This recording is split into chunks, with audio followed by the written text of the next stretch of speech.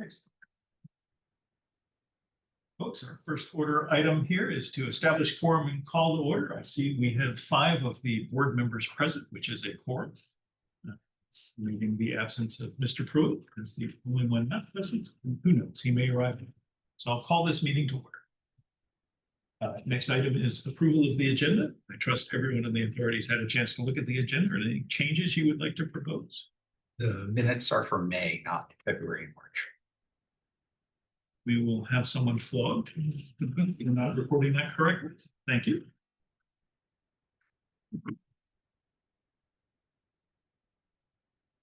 I will make note and adjust the posted agenda. Thanks. With no other changes.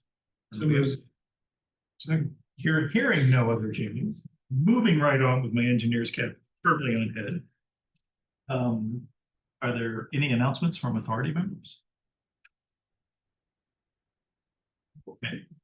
Any announcements from the public? Anyone online who might be announcing? Any questions from the public? We have one online and one in person, and nobody has raised their hand. I can tell Dennis's hand is down. All right, let's move on to the consent agenda. It's the financial report that says we have no money. Well on it. Did I summarize that too quickly? No, I think you did an excellent job. There will be a certain amount of leaving, that is funding that will not end up getting spent from both the state portion and the ABA portion of Value 21. And the ABA portion, ABA can choose to make choices with once it becomes real, and the state portion just goes into the ether. Is there a motion to approve the consent agenda? So moved. And all those in favor say aye. Aye. All those opposed? Hearing none. Consent agenda is approved. Approval of the May meeting minutes. Did you get any substantive feedback on those? I did not. Thank you very much. Is there a motion to approve the May minutes? So moved. Second. All those in favor say aye. Aye. Aye. Any opposed? No. Then that stands approved. Election of officers. Although you weren't in the room when I noted that people who were not here might be good candidates for chairman. So we'll have to see. Would anyone else care to be chairman? Yeah, I would not take it amiss if you did. Everyone just want to leave things the way they were. I think we do what's working on. Working. So might we elect a slate of officers that are the same officers we currently have? Yeah. All those in favor say aye. Aye. Aye. Any opposed? Good. In the absence of Mr. Pruitt, who dodges getting on the officer list, even though he's not here. Then the old officers are approved as new and improved officers. Next item is establishing a schedule for regular meetings. We had a draft schedule sent around, and I have to ask, does anyone else on the authority think we have too many meetings scheduled? Could we go to every other month format? Or would you ever keep all these meetings and cancel the ones, a week beforehand that we don't need to have? I can share the recommendation from our communications and public engagement team, which is that it's always better to cancel meetings than to not have them. Yes, but what does CAPE say? I couldn't resist. But I don't believe they had a specific preference if the authority wanted to alter its schedule and then just host all of the meetings that they do plan to have. Well, what's your all sense? I would personally I don't find it like burdensome to keep this on my calendar for once a month. Like I don't have anything exciting going on otherwise on Wednesdays at 5 p.m. I would personally prefer to continue to cancel them as need be, but I think that it's been clear that we will eventually get to a point where we don't need to meet every month. And I think that is a great problem to have. I think it's clear we'll come to a point we don't need to meet. They So- even better, yes.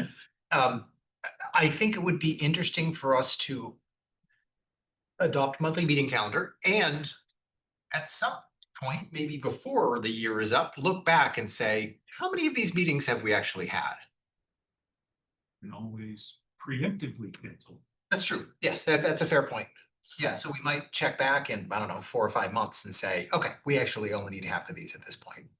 Pencil that in on the December agenda, which said meeting I mentioned because we have to pick a date for it. There is none on the proposed schedule. If we may want to consider at least taking one of these off the books. I know Jason looked at the board budget schedule, but March is a pretty heavy lift for the board right now. If you look at the budget calendar, meeting starts first as fifth. The board will meet fifth, 10th, 12th, 13th, 17th, 19th. Oh, man. The 26th. I'm meeting. convinced. Yeah, I'm convinced. And so maybe we just, if we Strike have a March. discussion about maybe we just take that one off the books now, so That seems entirely reasonable. we're not even worried about a confliction or. If there is some horrible emergency and we need to call a meeting, we can always do that if we have to, but I see no reason to waste people's schedule time in a very overscheduled month. What sort of, assuming that we stay with this calendar without March, and we're not really having a meeting in November because of Thanksgiving, where do we want to meet in December? Where do we want to meet in December? If we don't meet in December, then we'll go from October to January. I believe we should be December. I think so too. Yes. Uh, I think we have previously moved that back to mid-December. That's what I recall, like around the Yeah, 10th. or in December meets on the first and second Wednesdays. So that leaves it for Wednesday. You want to go for a Wednesday? No, we don't have. I'm just saying. Yeah, we have moved it to Tuesdays on. I mean, that's I was gonna that's say. low price ticket night at the Alamo, but still, we could meet. There is that. Still make the late show. There's that. I believe 12-2 is available for this room. If not, An important consideration. 12-17 or 12-9. Certainly options. I need to check the room reservation to ensure that that's available. Which week is this? How does Well, 12 it's 2 two different weeks, 12-1 Oh, and okay. 12-17. Okay, and how does 12-2 look for your calendars? Fine. The 9th, I'm likely to not be here. With the tooth? The week before and week after are fine. Let's go with 12-2 then, December 2nd. That's the December meeting date. And we're striking March. And any other comments on the calendar? All those who are in favor of adopting this calendar as amended, say aye. Well, actually, I should probably roll call you because we've got a checklist here in the past. Okay. Walsh, yes. Jacob, Yes. Fritz, Yes. Henry, Yes. Pruitt, absent, Andrews. Yeah. You.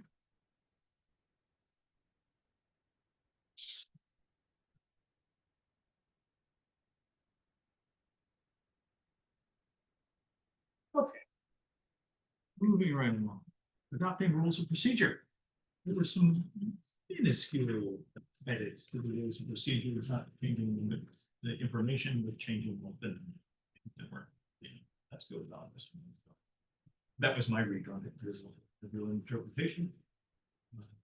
The first says amended and readopted 8/27/2020.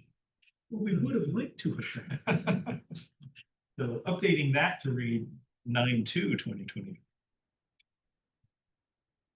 Is there a motion to adopt the rules of procedure?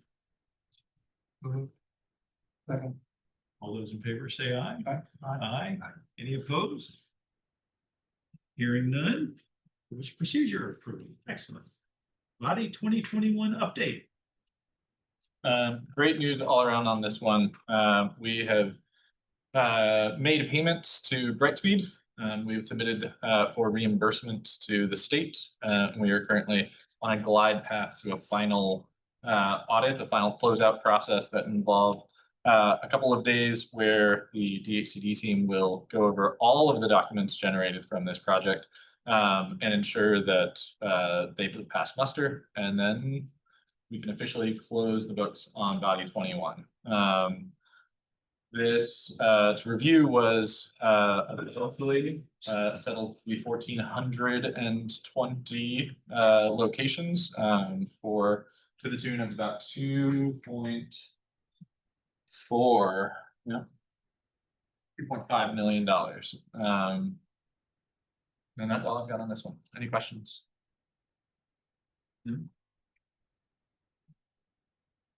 Body 22, you guys saw this slide last time regarding some delays that were announced.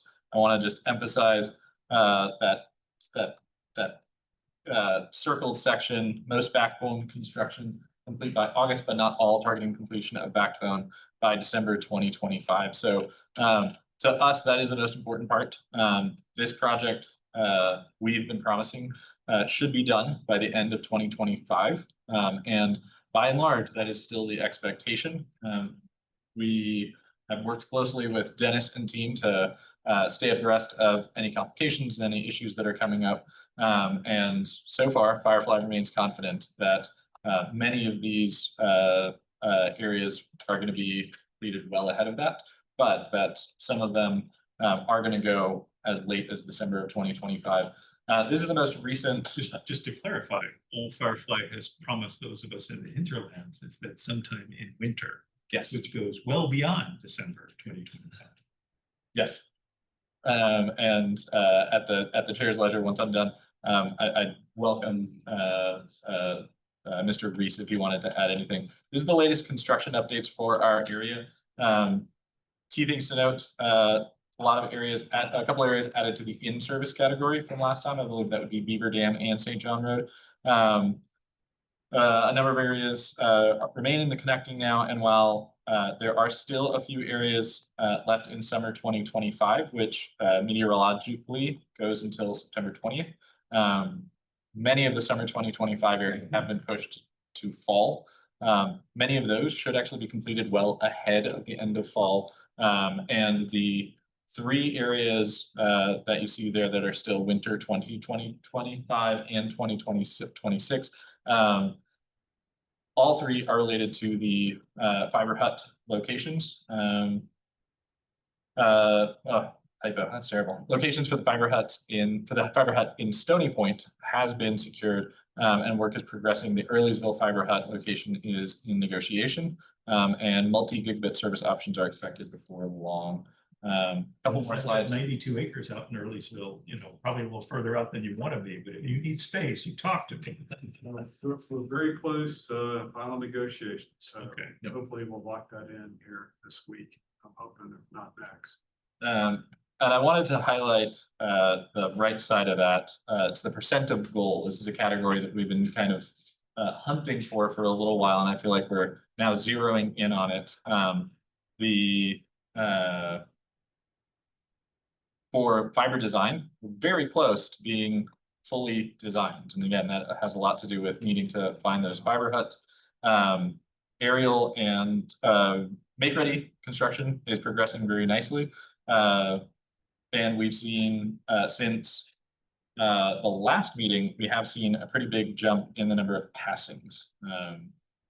One more update on Dominion portion. As you can see, the design is complete.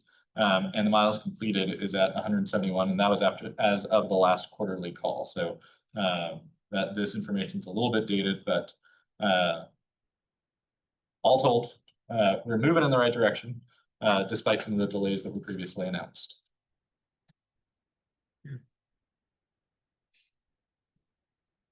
I had somebody in Esmont ask me what their timeline is, and I'm not quite sure which area Esmont is in. They are the You know where that's at? the App Power Keen.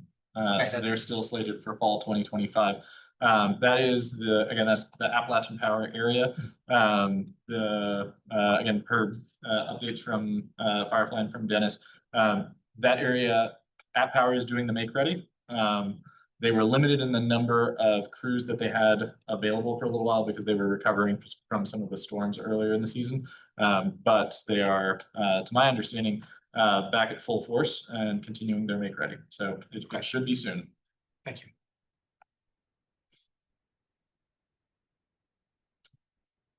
Okay, any questions? All right, and now the BAAO report.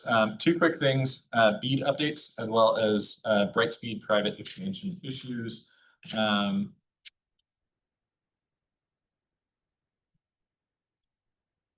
We covered the lead up to this, which included ABA awarding a letter of support to Comcast.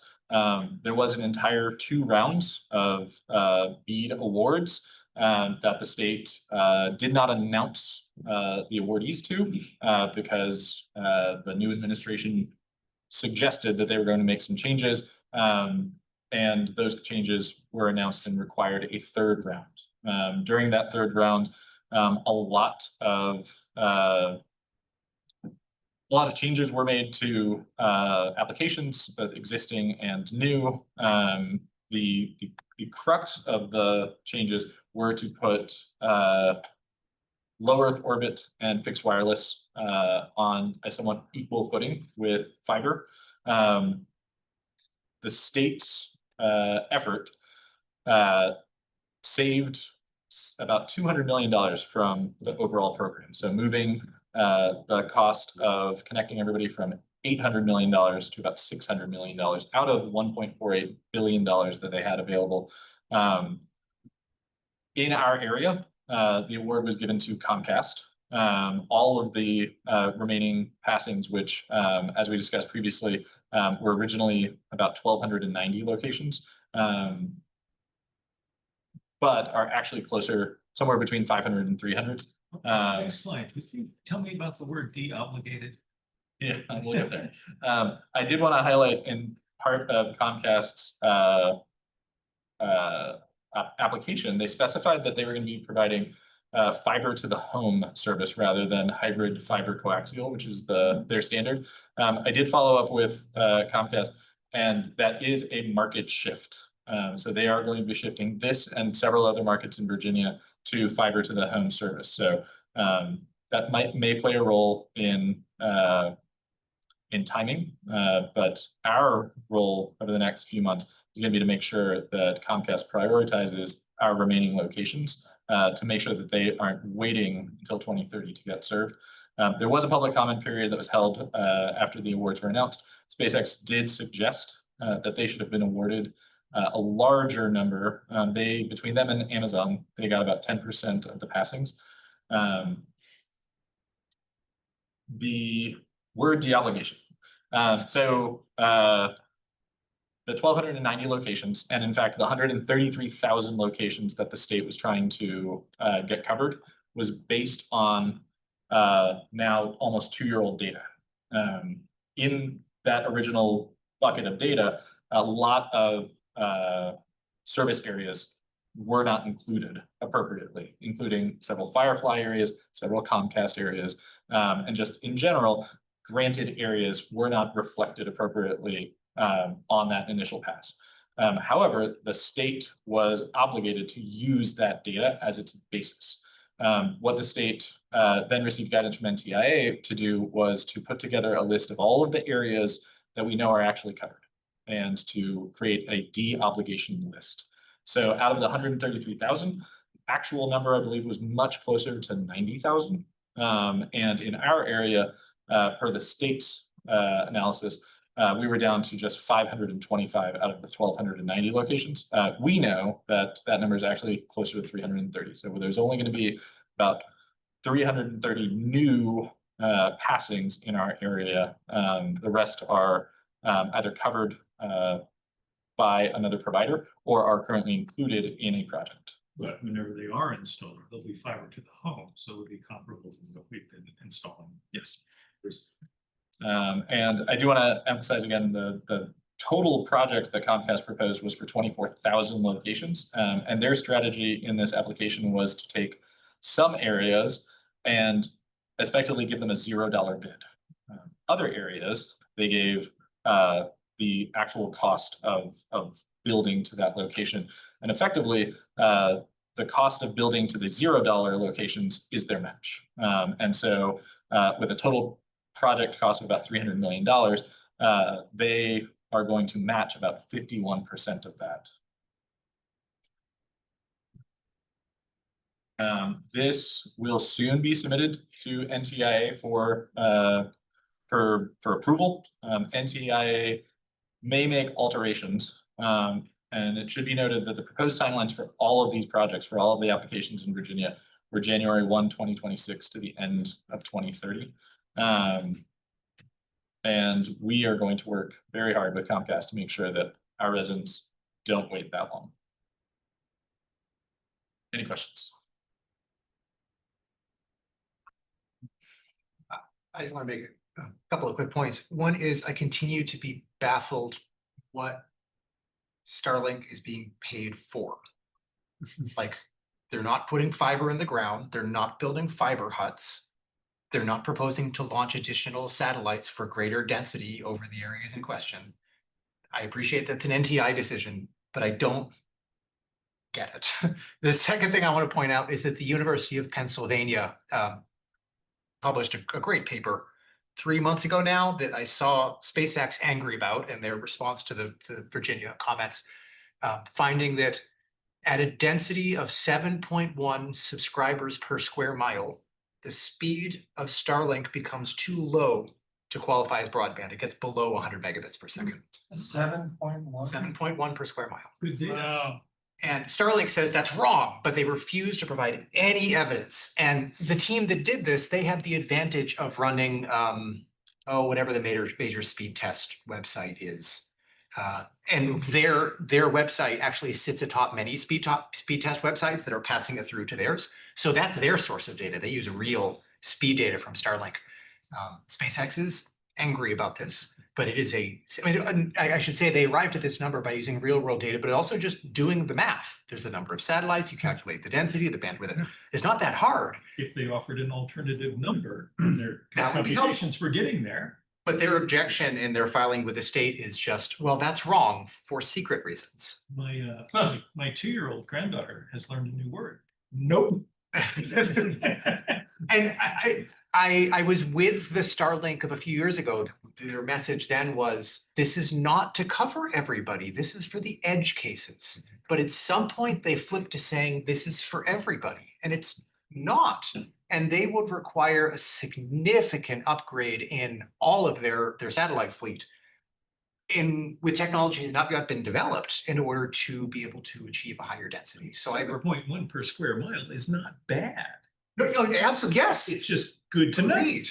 But for Albemarle, that would cover a few of our edge cases, but it certainly can't be a primary means of connectivity. So anyway, just a couple of comments on my frustration of SpaceX's involvement in this. I think it ends badly, but it sounds like it doesn't end badly for us. So yeah. I don't have to concern myself with it in terms of the board. I could just be privately frustrated. As you were, sir. Thank you.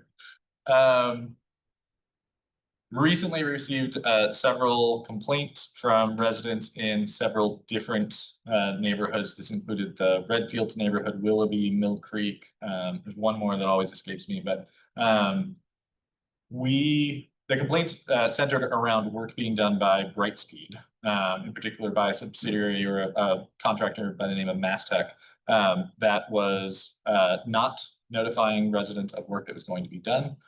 Was damaging property, including a sewage line that was damaged, which backed into somebody's home, and a number of issues related to worker safety, lack of signage when workers were in the road, and encroaching beyond the right of way, both with equipment that was being left on people's property, but also just digging and work being done outside of the right of way. We brought those concerns to VDOT, which elicited an inspection. Following the inspection, all Brightspeed work was suspended for 30 days. This is about a month old now. The 30 days did lapse, and I was able to speak with Carrie Shepard from VDOT to get an update. The inspection in particular found failure to provide a permit. So all workers are supposed to be able to have proof of a permit on them at all times. Safety issues, as previously described, and work that did not conform with what was approved in the permit. So in particular, they were noting that there was a lot of digging work rather than directional boring, which is what they had suggested was going to be used. The directional boring being much less impactful to the property. Following those 30 days, which ended this morning, VDOT met with Brightspeed, which is committed to having more supervisors and foremen available and in the field. They've also committed to meeting all expectations of the permits moving forward, including notifying residents that work will be happening.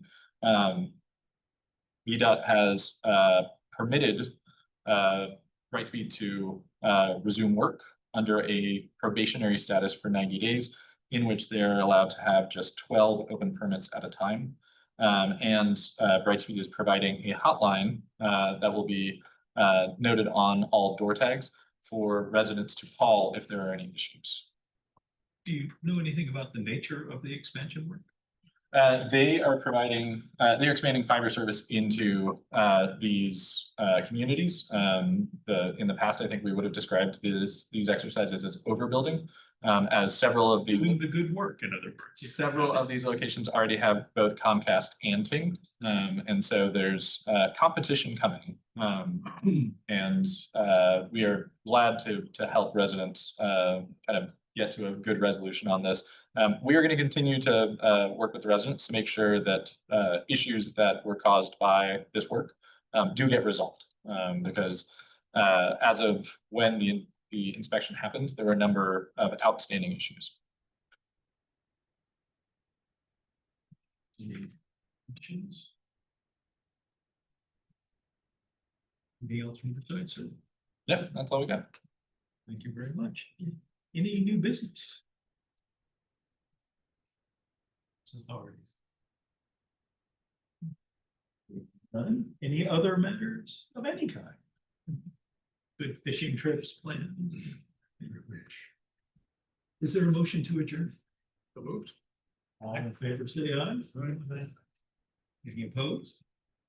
Good choice. We stand adjourned. Thank you, council.